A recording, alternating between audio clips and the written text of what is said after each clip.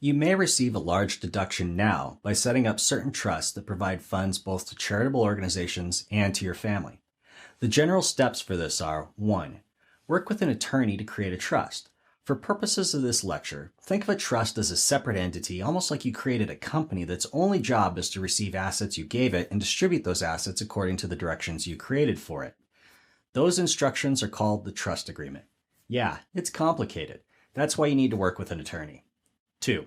Transfer money, investments, or other assets to the trust. Now the trust owns them, you don't own them anymore, and you can't get them back. 3. The trust distributes money over time to at least 2 beneficiaries. Charities, these are the organizations you want to support, and non-charity beneficiaries. This may be your family or anyone else. Charitable trusts are 4 mixtures of 2 sets of options.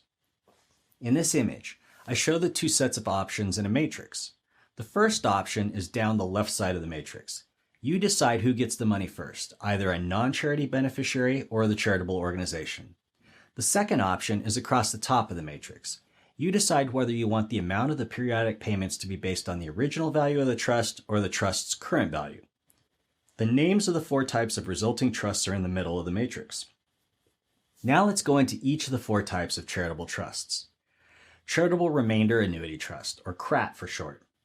In a CRAT, the non-charity beneficiary gets periodic payments either for their life or for a fixed period of time. Once they die or the time period expires, whatever's left in the trust goes to the charities. The annual total of the payments must be equal to or more than 5%, but less than 50% of the initial value of the trust. Charitable Remainder Unitrust Trust, or CRUT for short.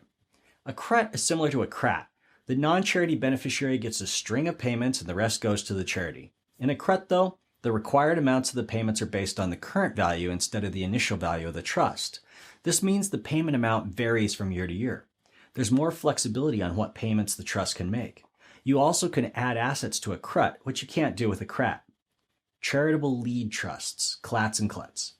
Now the beneficiaries switch order from the CRAT and CRUT.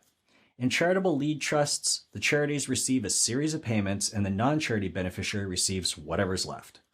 These are complicated. Why would anyone want to set one of these up? They give the donor an immediate large tax deduction and reduction of their estate for estate taxes.